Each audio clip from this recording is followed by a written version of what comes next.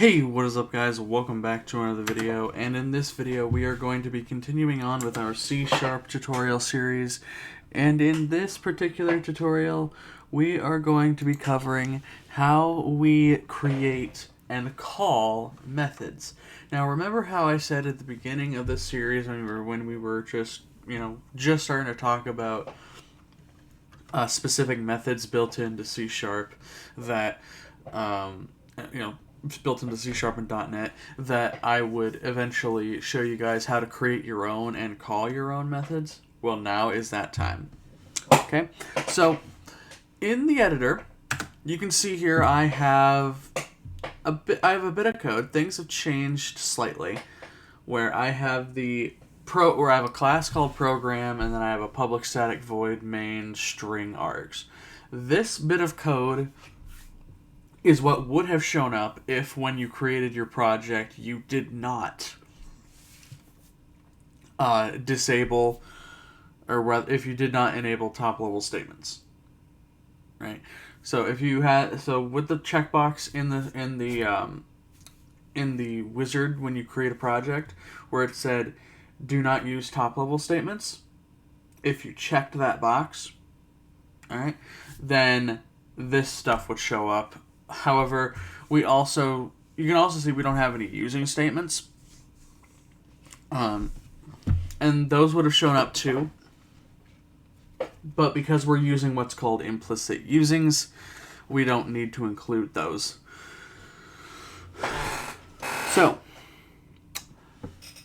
let's get started then on actually creating a method by talking about what a method is.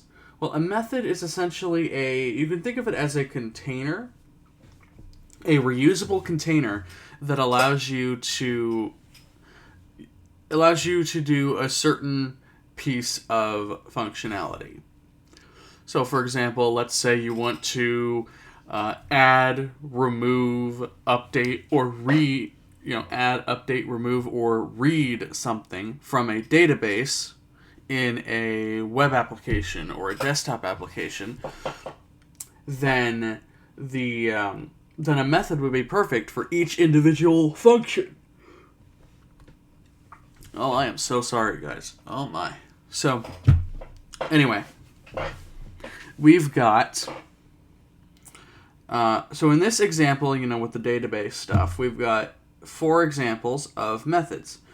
A method for adding an item to a database, a second method for updating an item in a database,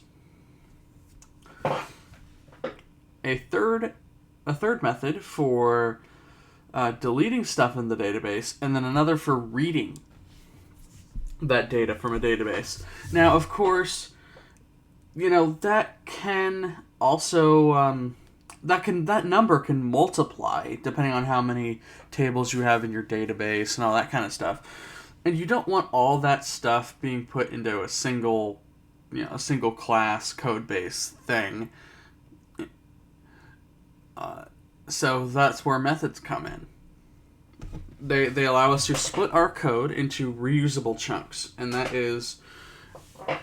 can be done by doing something similar to what we have here, public static void main. That is a method. This method is automatically called by C# when the program runs. But if we go below, right, if we go below this method, we can create our own. So let's say we don't want to return anything to the user, but we just want a method that prints something. We can say public. That means public means anybody can access it. Void means void pretty much means that it doesn't return anything. And then here we need to give it the name of the method. All right. So the name of the method is going to say, let's say print, opening, closing parenthesis.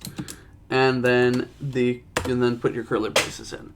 Now you can see for the method name, I put a capital letter as the first letter, and that's on purpose. The standard for C# is that all methods should be Pascal case, which means every first letter of every word in the method name has to be in uppercase. It's not gonna say, oh, we can't compile because of this. If you don't do it that way, it's just this is just the basic coding standards. There are linters out there that say that won't let you compile if you don't do that, but those have to be set up yourself. The Visual Studio doesn't do that for you. So if you're in a work environment, for example, like an actual business environment, they may have a linter for C# set up that won't allow Visual Studio to compile your code if you don't follow a specific set of coding standards set up by the organization. So just keep that in mind. But here we have our method. Inside of the body, we can have a console.writeLine hello world. And there we go. Yeah. So here's our print method. It's public void print.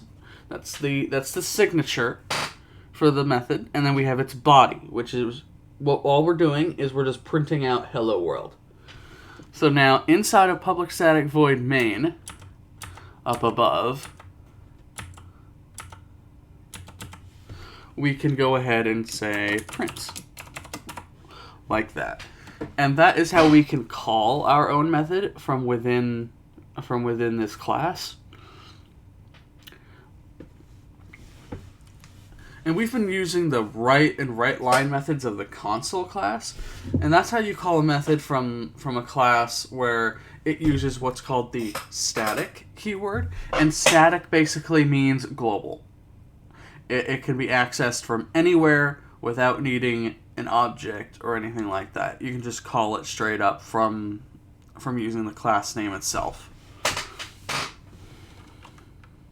Okay, so if we run our code now, okay,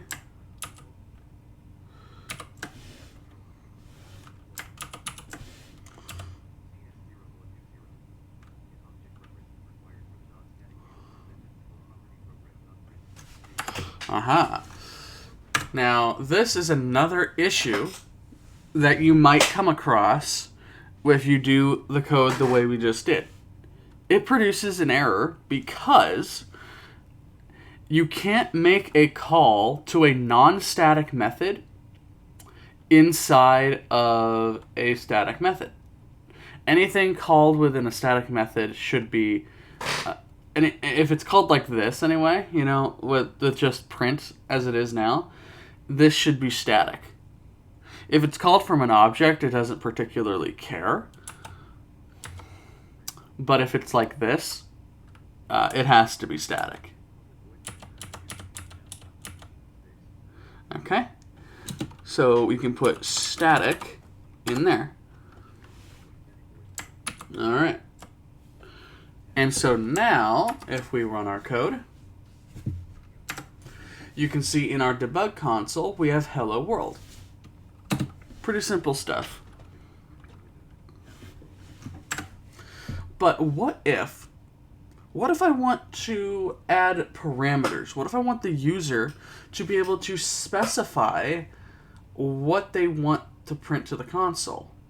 Much like console.write or console.WriteLine. We pass in an argument, which is additional data to the method, to tell it, hey, print this to the console. How do we do that for ourselves? Well, in the signature of our method, in between the parentheses, we can add what's called a parameter, which is just like the arguments, except The parameters are in the signature. The arguments are at the call site of the actual method, right? So here in the parentheses we can say string, and we'll call this S. Right. So now we have a public static void method called print that takes in an additional bit of data. It takes in a string. But we also need to use the string. So in the body of our method here,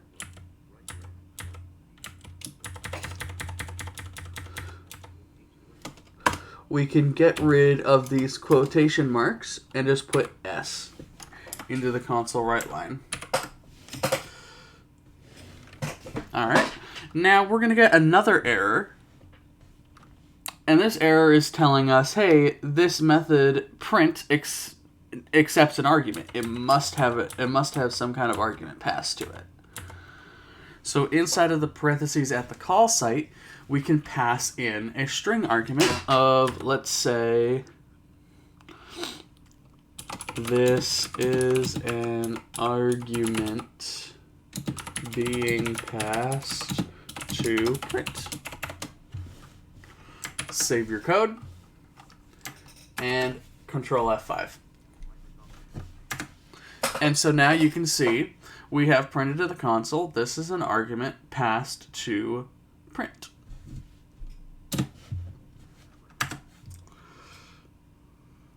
So that is how we do methods that can take in arguments and how we can make methods that don't take in arguments.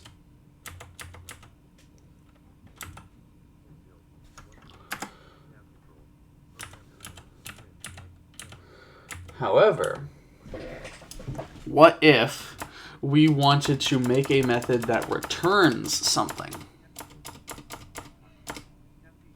Okay, well, we can do this. Let's get rid of this method here. Or actually, I'm just going to comment this method out.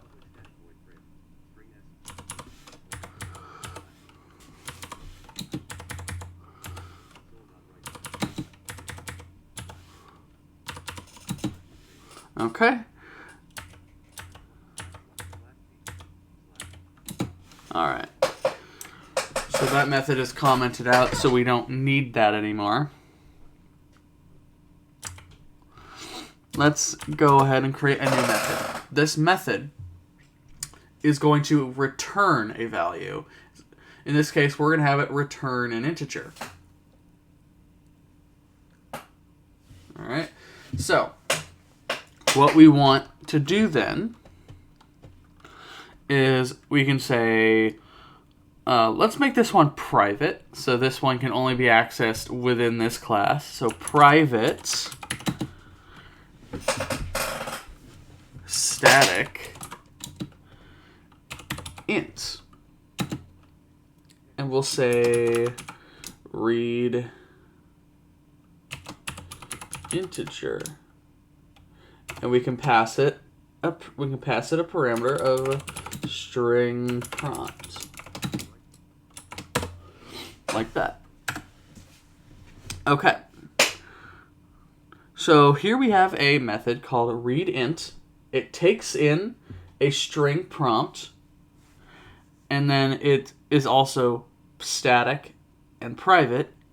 So this will private essentially makes it only accessible to the class that it's in, and that's it. Static, we need static because we're going to call this within the main method. And then int in the signature here tells us, hey, this method will return an integer. Okay, so inside of this method then we can say console.write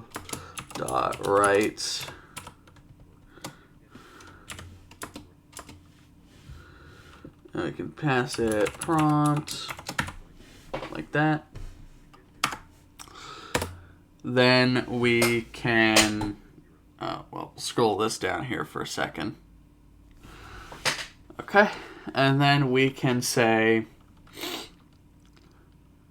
not prompt, we can say int value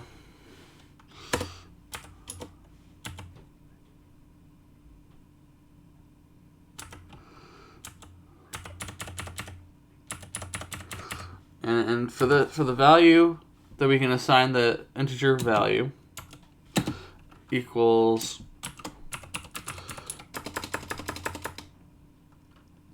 int.parse, and inside of there we can say console.readLine, like that.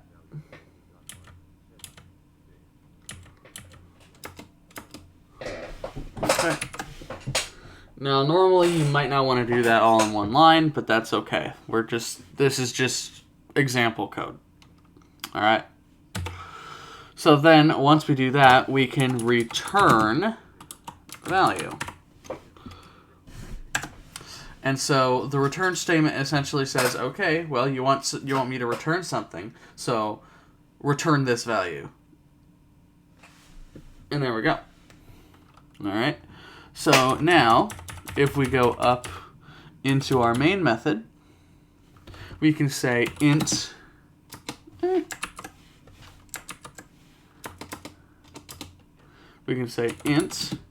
x equals read int, or rather read integer. We can say enter a number. Now you can also see that Visual Studio will provide signature help for all of the methods, even the ones that we create, which is nice. Especially if you don't remember the arguments to pass to specific methods. But in this case, we only have one argument, and that is a prompt for the string. Okay?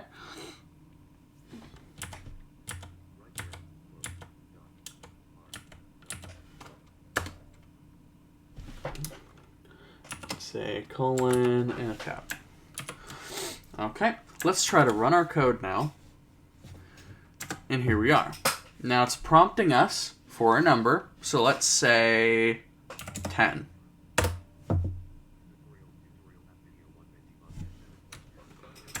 And there it is. We've inputted 10, and now our code is done executing. But if we want to output what we inputted, we can say console.writeLine x, like that. Save your code and run it again.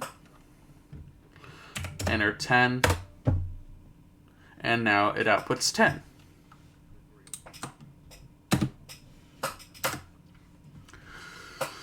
So that pretty much does it for methods, guys. We've just created, in this video, we created 3 different kinds of methods. One, we created methods that don't return anything, we created a method that doesn't return anything and doesn't take any parameters. We created a method that doesn't return anything but has parameters. And we also created a method that returns something and takes in a parameter. You can customize the methods however you want. You can make them return something and not have a parameter. You can do all that kind of stuff. But that is pretty much the basics of methods. We're going to talk a little bit more about different ways to create methods later on, but this should get you started. And it should propel you forward a little bit more towards being able to compartmentalize your code if you're, say, building just a simple command line tool at this point, which you can do pretty easily with the skills that we've learned so far. Anyway, thank you all so very much for watching, and we'll see you in the next one.